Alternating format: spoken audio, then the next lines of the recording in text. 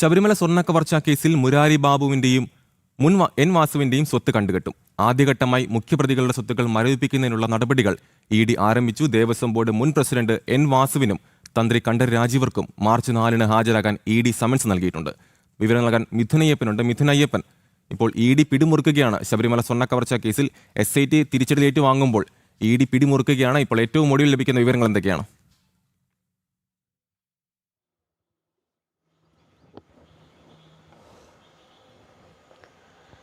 ഏറ്റവും പ്രധാനപ്പെട്ട വിവരം ഇവരുടെ സ്വത്തുക്കൾ കണ്ടുകെട്ടാൻ പോകുന്നു എന്നുള്ളതാണ്. നേരത്തെ ഉണ്ണികൃഷ്ണൻ പോറ്റിയുടെ ചില ഭൂസ്വത്തുക്കളടക്കം കണ്ടുകെട്ടിയിരുന്നു. ഇപ്പോൾ ഏറ്റവും പ്രധാനമായും നമുക്കിപ്പോൾ ഇ.ഡിയുടെ അടുത്ത നടപടി എന്ന് പറയാൻ പോകുന്നത് മുരാരി ബാബുവിൻ്റെയും അതുപോലെ തന്നെ എൻ വാസുവിൻ്റെയും സ്വത്തുക്കൾ കണ്ടുകെട്ടുന്ന നടപടിയിലേക്ക് ഇ.ഡി. നീങ്ങുന്നു എന്നുള്ളതാണ്. പ്രധാനമായും നമുക്കറിയാം, ഇവർ വരവിൽ കൂടുതലായിട്ടുള്ള ഒരു ഇത്തരത്തിലുള്ള ഒരു അവർക്ക് അവരുടെ വരുമാനത്തിൽ കൂടുതലായിട്ടുള്ള വരവ് അവർക്കുണ്ടായിട്ടുണ്ട്, അവർക്ക് സമ്പാദ്യം ഉണ്ടായിട്ടുണ്ട് എന്ന് സംബന്ധിച്ചിട്ടുള്ള ഒരു നിഗമനത്തിലേക്ക് ഇ.ഡി. എത്തിയിരിക്കുന്നു എന്നുള്ളതാണ്.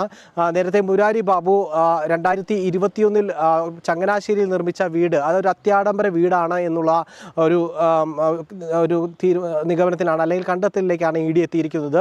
കേവലം ദേവസ്വം ബോർഡിലെ ഒരു ഉദ്യോഗസ്ഥനായിട്ടുള്ള മുരാരി ബാബുവിന് ഇത്രയും വലിയൊരു ആഡംബര വീട് നിർമ്മിക്കുന്നതിലേക്ക് എങ്ങനെ പണം എത്തി, അതിൻ്റെ സാമ്പത്തിക സ്രോതസ്സുകൾ എന്തൊക്കെയാണ് എന്നത് സംബന്ധിച്ചിട്ടുള്ള അന്വേഷണം ഇ.ഡി. നടത്തിയിരുന്നു. ഒപ്പം അതുമാത്രമല്ല, അതിൻ്റെ ഭാഗമായിട്ടുള്ള രേഖകളും ശേഖരിച്ചിരുന്നു. ഡിജിറ്റൽ രേഖകളും അതുപോലെ തന്നെ ബാങ്കിങ് രേഖകളെല്ലാം തന്നെ ശേഖരിച്ചിരുന്നു. അത്തരത്തിലുള്ള നടപടികൾക്ക് ശേഷമാണ് ഇപ്പോൾ അവരുടെ സ്വത്തുക്കൾ കണ്ടുകെട്ടുന്ന നിലയിലേക്ക് എത്താൻ പോകുന്നത്.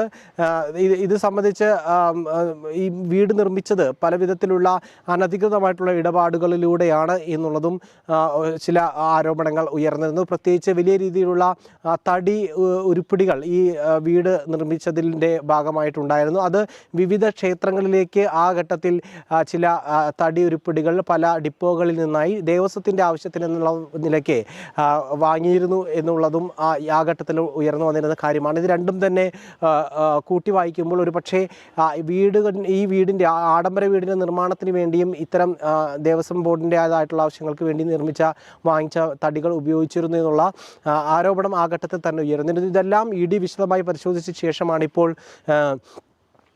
ആ സ്വത്തുക്കൾ കണ്ടുകെട്ടുന്ന നടപടിയിലേക്ക് ഉടനെ. അതായത് മിഥുൻ, SITയുടെ അന്വേഷണം അയയുമ്പോൾ മിഥുൻ പറഞ്ഞതുപോലെ തന്നെ ഇ.ഡിയുടെ അന്വേഷണം കൂടുതൽ മുറുകുകയാണല്ലേ?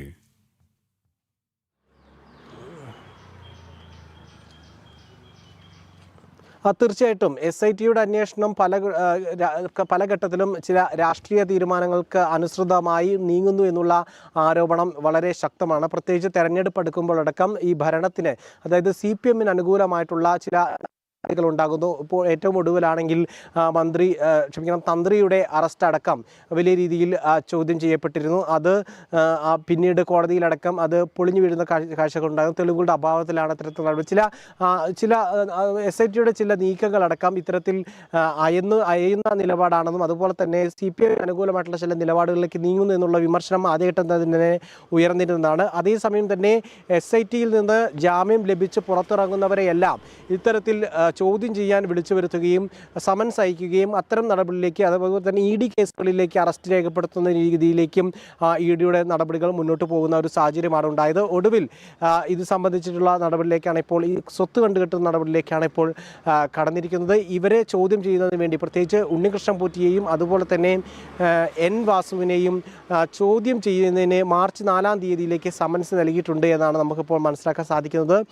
ഇരുവരെയും ഒന്നിച്ച് ഒരേ ദിവസം തന്നെയാണ് സമൻസ് നൽകിയിരിക്കുന്നത്. അതുകൊണ്ട് തന്നെ കൂടുതൽ ശക്തമായിട്ടുള്ള നടപടിയിലേക്ക് ഇ.ഡി. നീങ്ങുന്നു എന്നുള്ളതാണ്. ഒരു ഘട്ടത്തിൽ പോലും ഇ.ഡി. പുറകോട്ട് പോവുകയോ അല്ലെങ്കിൽ ഈ ഒരു ഇതുമായി ബന്ധപ്പെട്ടുള്ള സ്വർണ്ണക്കവർച്ചയുമായി ബന്ധപ്പെട്ടുള്ള കേസുകളിൽ ഒരു പിന്നാക്കം പോകുന്ന കാഴ്ച കണ്ടിട്ടില്ല. അതേസമയം തന്നെ അതിശക്തമായി തന്നെ ഇ.ഡി. നടപടികളുമായി മുന്നോട്ട് പോവുകയും ചെയ്യുന്നുണ്ട്.